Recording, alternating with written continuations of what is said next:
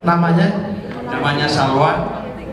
Kebetulan saya juga lahir dari LPMKP sejak terbentuknya LPMKP.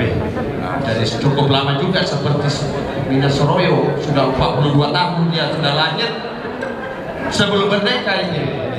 Jadi izin Pak, kita santai saja karena ini malam pembukaan.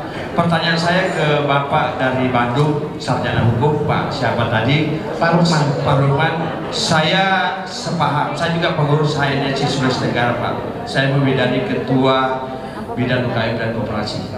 Ya, jadi saya sama sahabat. Ya. Satu aliran, Pak. Ya. Sahabat aliran ya. Ya. Angkat Pak, merdeka. Beliau ini pengusaha, Pak, tapi saya menyikapi dari pembicaraan Bapak tadi ada yang mungkin yang ingin saya tanyakan. Sebetulnya Bapak lahir dari pengusaha pemasaran, bukan dari penangkapan ikan. Iya kan? Bapak itu memiliki pembinaan terhadap penangkapan ikan, sehingga mungkin Bapak sampai hari ini juga sukses dalam pengembangan pengolahan maupun penangkapan. Saya kira pertanyaan saya, Bapak dalam melakukan pembinaan terhadap nelayan, kira-kira metode apa kita gunakan supaya stok ketersediaan bahan-bahan kebutuhan pemasaran ikan itu bisa tersedia untuk dijual?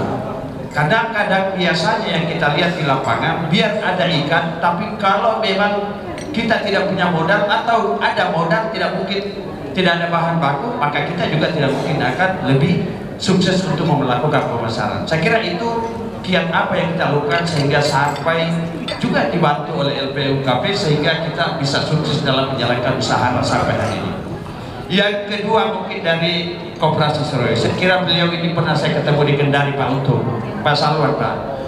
Saya di sisi masa perjalanannya 42 tahun yang lalu ya, mungkin 75 tahun, saya kira ada sisi negatif di sisi permasalahan yang kita hadapi. Suksesinya tadi itu luar biasa, Pak. Tapi saya memahami apakah dalam perjalanan waktu Mina Soroyo ini sampai pencapaiannya banyak bantuan tiba itu tidak terlepas bantuan dari pemerintah atau lahir dari pendapatan usaha-usaha koperasi kita. Itu pertanyaan saya, Pak. Nah, kedua, konsep konsorsium tadi itu kenapa didorong menjadi PT, tidak mendorong menjadi koperasi sekunder? Karena anggota-anggota yang lahir tadi itu adalah anggota koperasi primer.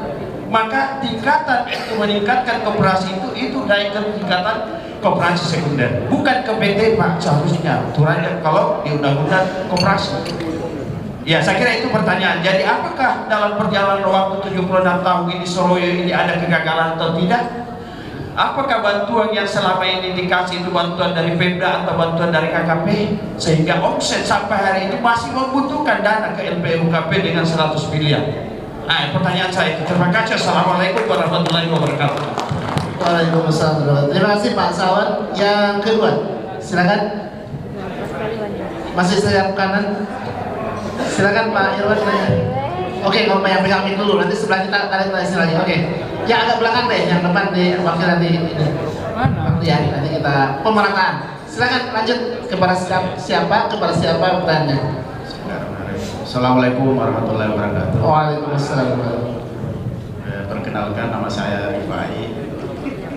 Saya sebetulnya pengurus HNSI juga, Pak. Saya sekretaris HNSI Kota Tarakan.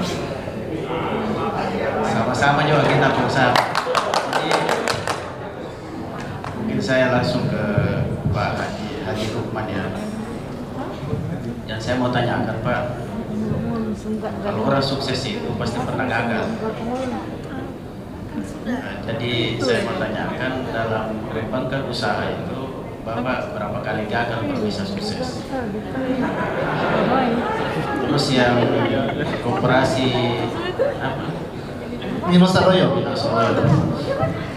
Kalau dilihat dari pemaparan Ibu tadi itu sangat luar biasa. Cuma yang perlu saya tanyakan, ini kooperasinya itu kooperasi produksi atau kooperasi simpan pinjam. Terus dalam 1 tahun itu dia pembagian SAU-nya itu berapa? Karena saya lihat tadi kan ada anggotanya 8.000 ya. Jadi kami juga ini kan membina kooperasi di Tarakan. Dari 2018 dia terbentuk, anggotanya sekarang itu kurang lebih 500. dan koperasi itu sudah diakuntan publik. Kalau koperasinya itu sudah diakuntan publik ya artinya sudah diaudit internal. Mungkin itu yang sementara, nanti kita lanjut. Assalamualaikum warahmatullahi wabarakatuh. Waalaikumsalam. Terima kasih Pak Arif. Saya minta dari saya sebelah kanan saya. Iya, silakan. Assalamualaikum warahmatullahi wabarakatuh. Singkat saja untuk Ibu Kus dari Bino Saroyo, Bu izin sedikit flashback ke belakang. Dalam 1 bulan ini ada 2 tim Bu dari FMKP ke wilayah kami Kalimantan Selatan, khususnya Kabupaten Banjar, itu berbicara selalu Bino Saroyo. Kemudian tim yang kedua datang dalam bulan ini juga bicara Bino Saroyo. Saya penasaran Bu, apa sih Bino Saroyo itu? Dan alhamdulillah hari ini saya bisa bertemu dengan Pak Untung, dengan Ibu Kus juga. Saya tertarik dengan penjelasan dari Ibu Kusriyati tadi terkait dengan salah satu unit bisnisnya dari KOD Bino Saroyo, terutama dengan SPBUM. Nah kebetulan insya Allah Bu, siap komandan. Kebetulan Bu, insya Allah dalam waktu dekat hari Kamis ini setelah pulang kegiatan ini saya akan melakukan akad dengan koperasi di Kabupaten Banjar itu sebesar 4,6 miliar bantuan dari BUMKP untuk pembangunan SPBUM yang pertama. Karena saya tahu perjalanan 1000 mil selalu dimulai dari satu langkah pertama Ibu. Saya melihat tadi dari penjelasan Ibu Kus ini terkait dengan KOD Bino Saroyo sudah banyak sekali, terutama unit usahanya dengan SPBUM ada 7.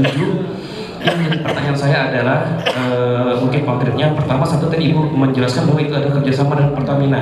Yang ingin saya tanyakan apakah itu murni dengan Pertamina terkait dengan kuota atau segala macam? Karena setahu saya investasi untuk membangun SPBUM itu sangat besar sekali Bu dari kontraktor. Saya tahu untuk pembangunan fisiknya itu kurang lebih sekitar average 3,5 sampai 4 miliar untuk investasi pembangunannya. Apakah itu dari modal sendiri ataukah memang ada modal lain misalnya FMKP atau pihak lainnya, apakah LPDB atau perbankan? Yang jadi pertanyaan saya adalah kalau itu bantuan dari pihak ketiga dalam berupa modal, bagaimana cara KUD Bino Saroyo mengelola keuangan finance-nya? Karena saya tahu untuk Pertamina itu dia akan memberikan help Bu ya. Jadi kalau kita SPBN dengan investasi yang besar untuk pembangunan SPBN itu, bagaimana cara Bapak dan Ibu dan tim di Bino Saroyo untuk mengelola finance-nya untuk pengembalian bila itu seandainya dari modal dari pihak ketiga? Kemudian yang ingin saya tanyakan adalah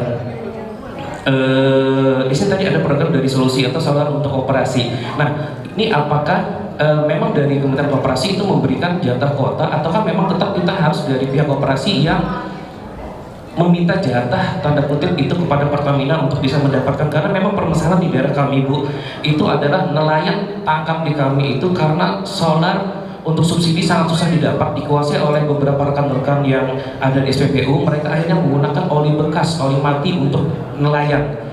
Jadi itu sangat masalah sekali. Kita juga menjelaskan terkait BBM ini sangat vital sekali, dan alhamdulillah FMKP insya Allah akan memberikan bantuan terkait dengan pembangunan SPBN untuk menjawab solusi yang ada di daerah kami Kabupaten Banjar. Pertanyaan kami adalah yang ingin atau gini Bu, atau gini saya ingin meminta masukan dan saran dari Ibu, siapa di KOD Bino Saroyo itu yang menangani terkait SPBN ini? Kami ingin mendalami lebih dalam lagi karena kebetulan di Kabupaten Banjar ini adalah SPBN yang pertama. Jadi kami ingin terkait dengan project bisnisnya, kami ingin coba meminta kontak person siapa yang di sana berwenang terkait dengan SPBN, dan mungkin kepada senior saya Kanda Ramlan nanti juga mungkin kita akan berdiskusi terkait dengan SPBN ini. Terakhir terkait dengan tadi Ibu menjelaskan dengan ini kerjasama dengan koperasi Bu ya. Kebetulan yang di TB ini adalah debitur kami adalah koperasi juga Bu, namanya Koperasi Minang Bangun Mandiri dari Alu-Alu Kabupaten Banjar. Itu bagaimana caranya apabila ingin melakukan magang atau minta ilmu atau sharing ilmu dari KOD Bino Saroyo supaya usaha koperasi ini bisa lebih berkembang lagi? Mungkin tadi singkat. Terima kasih Bu Kus, Pak Untung dan teman-teman. Terima kasih. Assalamualaikum warahmatullahi wabarakatuh. Terima kasih. Waalaikumsalam warahmatullahi wabarakatuh. Masih ada? Saya ingin mendengar suaranya ibu-ibu nih. Untuk dengar suara ibunya. Ada? Tolong panitia, ada yang ibu-ibunya? Mari aja dong. Oh, mohon izin, mungkin dibatasi, takut lupa. Jadi 3 dulu ya. Tahan dulu, yang lain ada 3 penanya dulu. Mungkin secara bertahap dari Pak Lukman nanti. Sudah dicatat Bapak? Perlu kita ulangi lagi pertanyaannya? Sudah dicatat masing-masing ya? Oke, baik Pak Lukman dulu, nanti sambut ke Pak Untung. Bismillahirrahmanirrahim. Assalamualaikum warahmatullahi wabarakatuh. Alhamdulillah, menanggapi pertanyaan dari Bapak siapa tadi ya namanya? Pak Salwan itu kan menanyakan masalah ketersediaan barang, Pak, stok dan barang. Itu kalau zaman sekarang itu sudah mudah, Pak. Karena kalau dari zaman dulu kita berjualan, itu prediksinya itu misalkan terang bulan atau ombak gede, itu yang jelas tidak ada ikan. Kalau sekarang sudah enak, Pak. Kenapa saya bilang enak itu? Karena zamannya sudah modern. Dari hulu ke hilirnya itu sudah nyambung, Pak. Artinya ketersediaan barang produk perikanan ini sudah dibilang stabil. Contoh misalkan kalau tanggal 15 itu kan terang bulan, itu ikan nggak ada. Itu di kita selalu ada, Pak. Karena di hulunya ada cold storage, di hilirnya di kita selaku istilahnya distribusi yang menjual produk perikanan itu sudah menyediakan stok, Pak. Jadi misalkan saya tinggal di Bandung, saya ada cold storage nih, Pak. Biasanya kalau misalkan terang bulan atau ombak gede itu ikan kosong, Pak. Ini dengan adanya teknologi mobil berpendingin, dengan adanya cold storage, itu akan memudahkan kita. Artinya ketersediaan barang kita itu akan selalu ada, jadi stabil, Pak. Mungkin pertanyaannya dari hulu ke hilirnya itu harus ada komunikasi, harus ada istilahnya kerjasama supaya stok ketersediaan produk perikanan itu bisa stabil. Mungkin seperti itu, Pak, jawabannya. Lanjut, yang dari siapa itu tadi? Pak Rifai. Berapa kali saya mengalami kegagalan ya? Gitu, selama menjadi pengusaha. Oh, itu sebenarnya pertanyaan sangat bagus, itu luar biasa. Karena ya mohon maaf, saya kalau dihitung berapa kali gagal, mungkin tidak kehitung, Pak. Kegagalannya banyak, ditipu orangnya banyak. Saya pernah mendengar dari teman saya, kebetulan beliau seorang CEO, itu mengikuti seminar. Waktu itu moderatornya itu Pak Dahlan Iskan, katanya kalian sebagai seorang pengusaha kalau belum pernah ditipu orang berarti bukan pengusaha, Pak. Seperti itu motivasinya intinya, mah.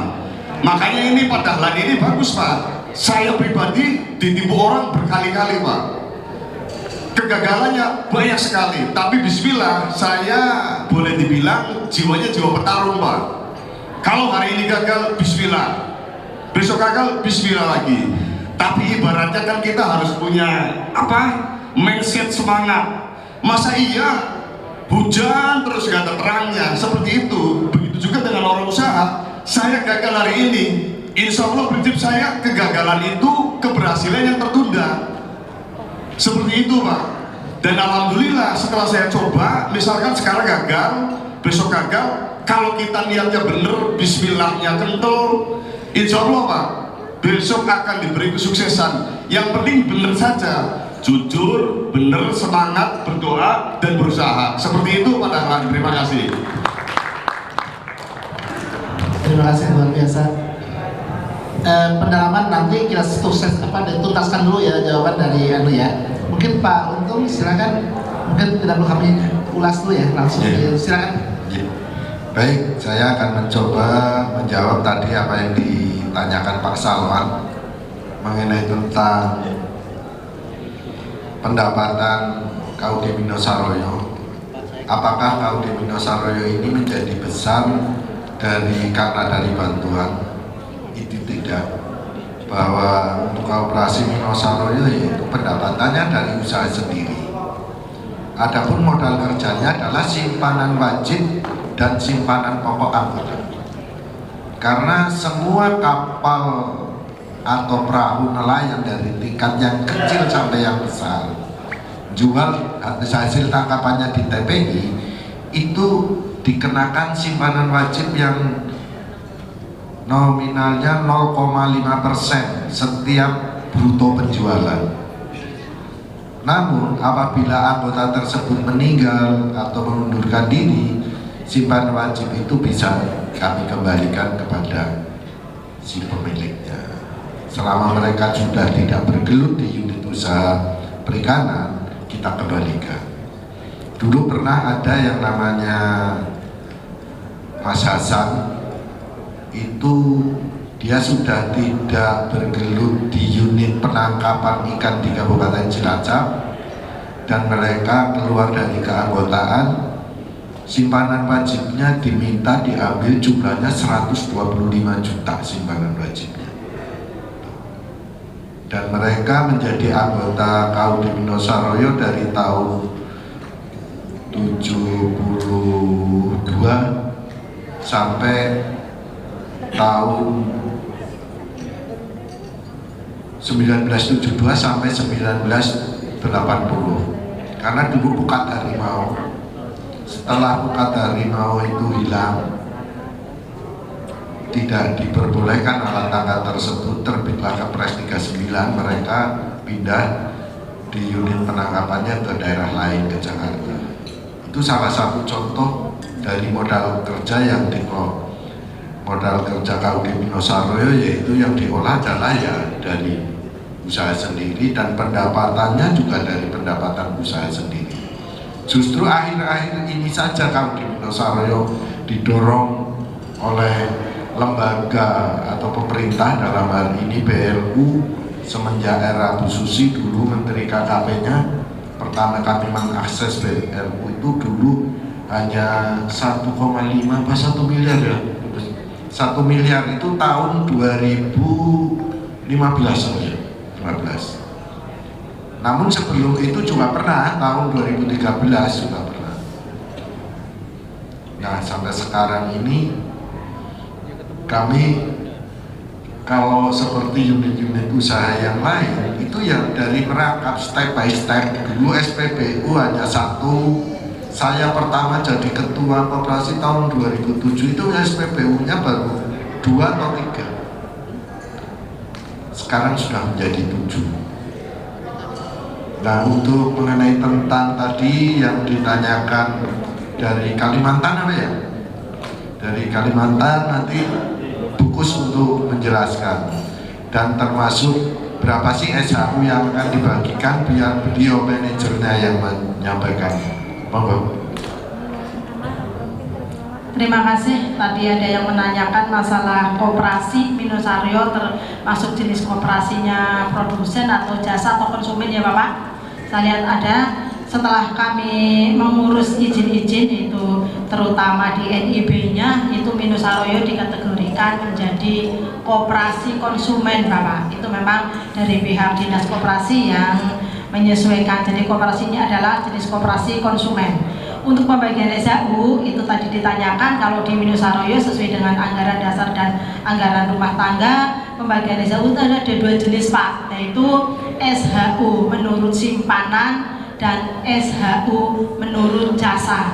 Jadi mereka yang banyak melaksanakan transaksi dengan Minosaroyo, terutama itu transaksi menjual hasil produksinya di tempat pelelangan ikan, pastilah akan mendapatkan SHU lebih dari SHU yang sudah disepakati dalam rapat anggota. Jadi memang dalam hal pengelolaan tempat pelelangan ikan, memang nelayan itu ada pungutan. Kalau dulu masih dikelola oleh Pemda Kabupaten ataupun Pemda Provinsi, itu namanya adalah restribusi dengan potongan adalah 5%. Itu dari nelayan 3%, dari bakul 2%. Namun dengan diserahkannya oleh Pemda ke Koperasi Minosaroyo bahwa tempat pelelangan ikan dikelola oleh Minosaroyo Bapak. Jadi untuk potongan tersebut bukan berbunyi lagi restribusi, namun berbunyinya adalah BAL, biaya administrasi lelang, yaitu pungutannya menjadi 5,5%, yaitu yang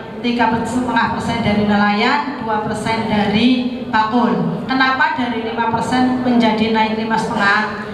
Yang 0,5%-nya adalah untuk organisasi HNSI Bapak. Jadi pengurus-pengurus HNSI kalau untuk di Kabupaten Cilacap mendapatkan alokasi dana 0,5% dari produksi yang ada di Cilacap. Kalau saat ini produksi hampir di atas 100 miliar, untuk penjualan di hasil tempat pelelangan ikan sekitar 106 miliar. Jadi HNSI itu mendapatkan 0,5% dari koperasi untuk operasional ada di HNSI, karena HNSI juga sangat membantu membidangi perizinan dan mengurusi permasalahan nelayan itu.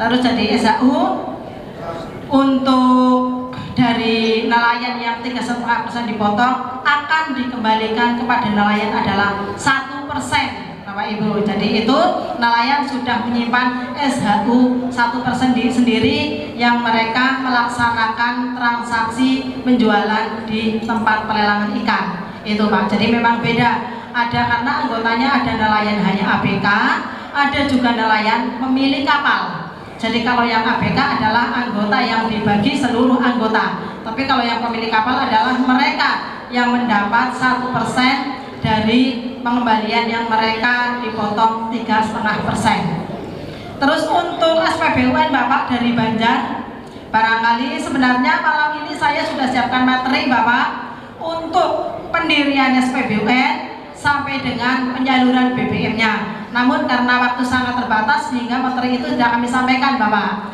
Jadi monggo kalau mau magang di Minosaroyo kami siap. Sebenarnya itu sudah ada magang dari Kementerian Koperasi Bapak, yaitu untuk tahun ini 4 angkatan Pak. Angkatan pertama kemarin 10 koperasi dari pesertanya dari Sulawesi semua. Angkatan kedua pesertanya dari Sumatera semua. Terus angkatan ketiga dari NTB, NTT, dan ada juga dari Kalimantan. Angkatan keempat kemarin juga campuran ada Papua. Sebenarnya itu sangat-sangat detail di SPBUN Bapak, karena memang ada program solusi. Jadi mungkin sedikit sekilas dapat kami sampaikan untuk pendirian SPBUN. Yang pertama, kalau mau mendirikan SPBUN, dekati Pertamina setempat Bapak. Itu sales brand manajernya siapa? Bapak tolong merapat ke SBM yang ada di lokasi Bapak. Itu yang sangat menentukan, karena mereka yang akan menentukan nanti titik lokasi ataupun kuota yang ada untuk SPBUN. Untuk menghitung kuota, Bapak harus menginventarisasi kebutuhan Bapak. Jadi kapalnya jumlahnya berapa, terus mesinnya, PK-nya berapa, nanti dihitung ke semuanya akan